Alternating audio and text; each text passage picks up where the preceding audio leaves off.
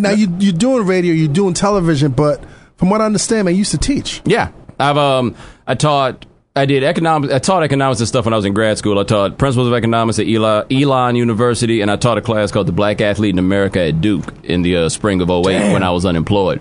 That got me through. Right. That was crucial because Mark Anthony Neal, pretty well known for writing more academic type stuff about music. Right. He's done a lot of stuff. He's the guy that brought Ninth Wonder in to do this stuff at Duke, and I'd worked with him at Africana.com for years, and he said, look, we got a course. I was like, coincidentally, I don't have a job. And what was this course, man?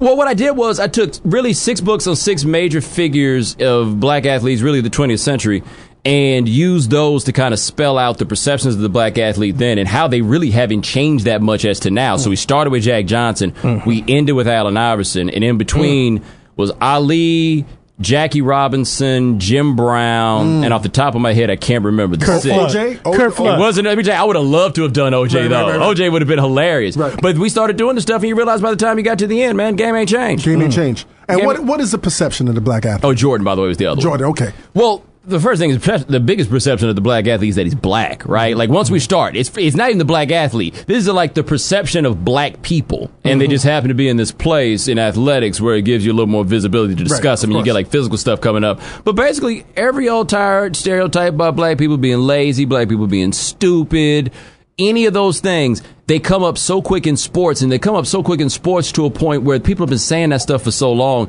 that they don't even realize that is what they have no idea that what they're saying is racist. Then when you say something to them, they're just like, what do you mean? And then you just break it down. It's like, Bomani, I feel like I had a Twitter argument with you, or maybe it wasn't with you, maybe it was with people who followed you about the idea of muscle memory, because I feel like what people don't give athletes credit for is how much thought has to go into the performance of their work. Yeah. Whether it's hitting a baseball, catching a football, and people argue and say, oh, no, muscle memory. Because to me, muscle memory is kind of coded into saying, oh, wait a minute. No. Yeah. You know, genetics? This is what blacks do. Right. No, you're right. It's like you've been doing it for so long, it just comes natural to you. And it's funny you mention that because Iverson, one of the books we used in that course pointed out about him was that part of his problem was he didn't really understand like the game of basketball. He was like, give me the ball, I'm gonna go score some points, and then we'll go from there. But what they said with him was his preparation for games was visualization. Is that if he could stop and he could visualize what would happen, then he could do it, which is a powerful skill to have on something like basketball. But it goes right to what you're saying. People will try to put it on muscle memory when there's so much mental that goes into it. Like I talk to football players about football. Man, I can't understand that shit to save my life, man. It's like military formations. Right. I don't even want to understand it to the level that they do. It's complex. Yeah, it's more complex than I like my fun to be. Right. To be perfectly honest, I ain't working for fun. Like there's all these guys, and I credit them because they figured out how to make money. Like these regular guys who are lawyers and stuff like that, figured out how to make money writing about like the technical stuff about football and everything else. I'm like, good for you. I just want to watch. I do not need to understand this in the level that you do, but these guys understand that. They really do. And somebody will say, well, hey, man, all they understand is football. Let me tell you something I learned in grad school. A whole lot of those cats don't understand nothing but economics. Of course. Of course. Like my mechanic, like I had a professor, I feel like he was a mechanic. Like he really knew how to do that one thing, and people told me he was so smart because he knew how to do that one thing I didn't. Specialization. Yeah, I was like, my mechanic knows how to do stuff that I don't know how to do, but I don't see y'all out here kissing his ass. I mean, it's a lot of people that I know that have worked in Wall Street. They're experts at making money. But you have heart-to-heart conversation, and they're limited to just that. Yeah. Or doctors or whatever.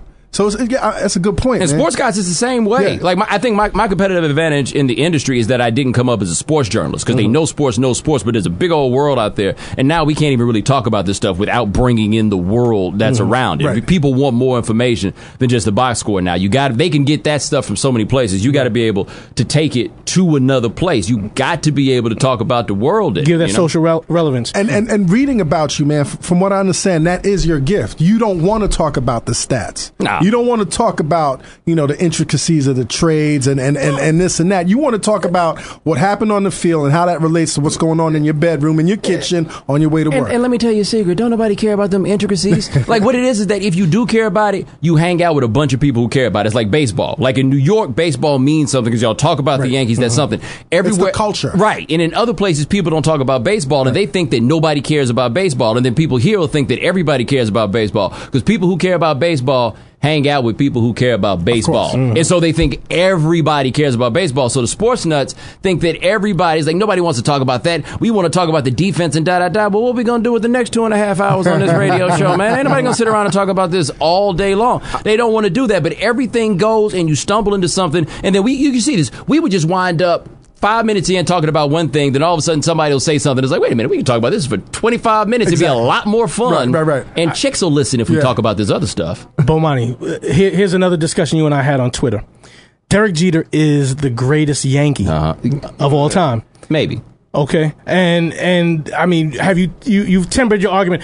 Originally, when I said this a couple years ago, you were like, because he's not Joe DiMaggio, and he's not Mickey Mantle, and he's not Babe Ruth. Well, I mean, now remember, Babe Ruth and Gehrig played during slavery time. That's true. I'll give you that. So they didn't have the black. And DiMaggio did too. And DiMaggio did too, for the most part. So then now we get to Mantle, who was an incredible athlete, but his addictions brought him down. When I would listen to your show, man, you always kind of like had this kind of sentiment towards New York fans. Yeah. What is that sentiment? Y'all are funny, man. How so, man? The reason y'all are it's funny because just in generally speaking, y'all are funny, especially somebody from the South like me. Y'all are just the interaction between cats in New York. From Houston. I'm from Houston. Okay. Yeah, he from double South. What part of Houston? North Side. North Side. What part of North Side? Way north. I grew up like over Willowbrook Mall, 249. I'm from Third Ward. You from Third Ward? Yeah. You about to stoke Bomani? Nah, man. But North Side, they all right. Yeah, man. You look. But you know what's funny though, because people don't get this about Houston. North Side and South Side is like Manhattan and Brooklyn, like they're entirely different places. Completely. And you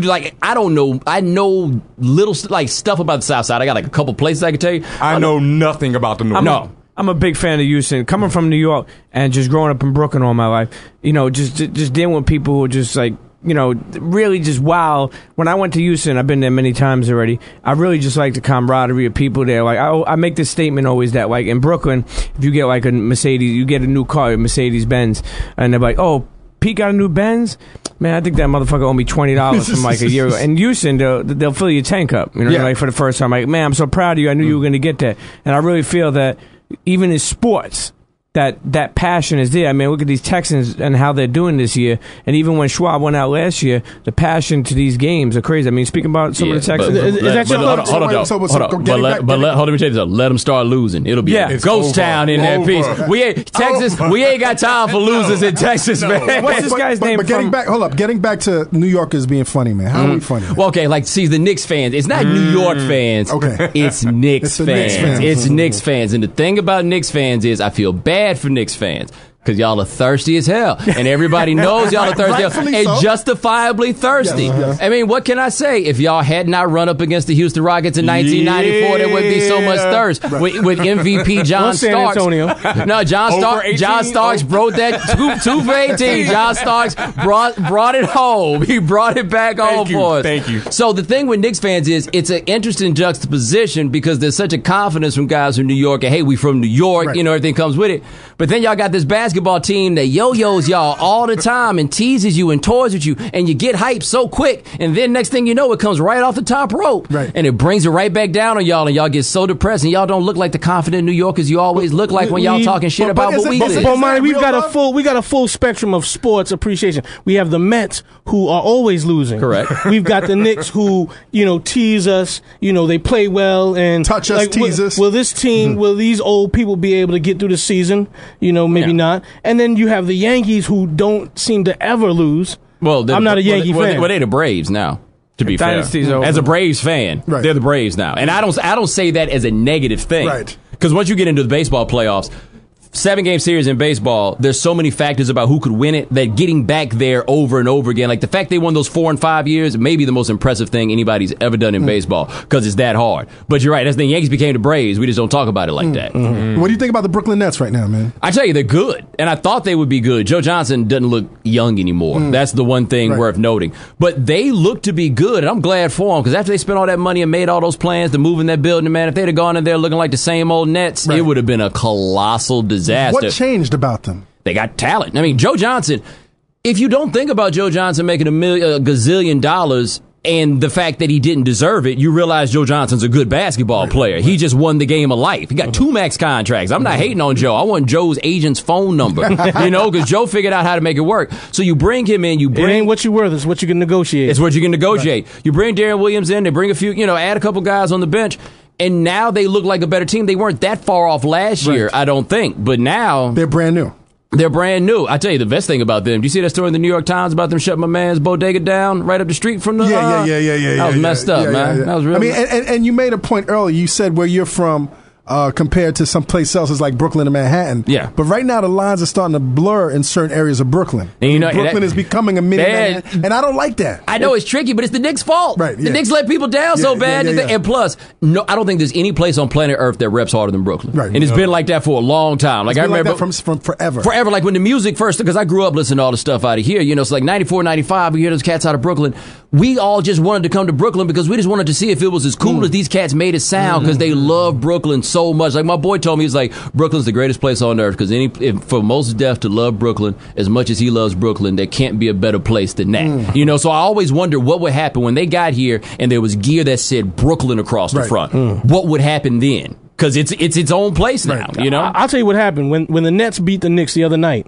There have been people running around the city with Nets hats on, but if you saw their walk, I mean, people already got, you know how people already got that walk. But if you seen that, just that extra hitch, that extra, Well, what I want to know is, what are the people in New Jersey doing while this goes on? They kicking rocks. Well, listen, rocks right now.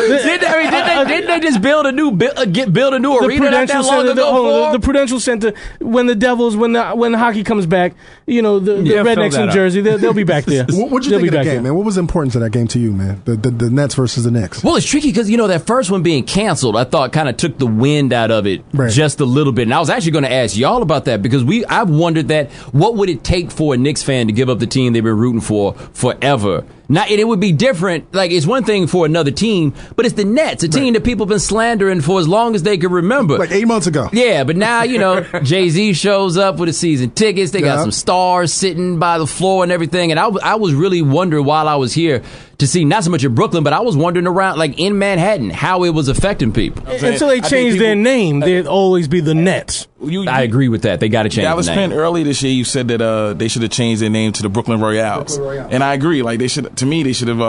or something to do with Kings County, something to take away, because the Nets have a legacy of fail, and people will say, oh, they had Dr. J, oh, they went to the finals twice. Listen, get into the Nets and you will see a legacy of fail. And it's also, you're right, because it's a long and a varied legacy of fail. It's not like it's just one kind of fail. It's Michael Ray Richardson getting strung out on the dope. It's Derek Coleman. Pearl Washington coming in fat. Yeah, the tragedy of Drazen Petrovic, like, it just went wrong. Jason Williams. That was scary. A legacy of fail. I will say this about Jason Williams. I always bring this up just before I forget.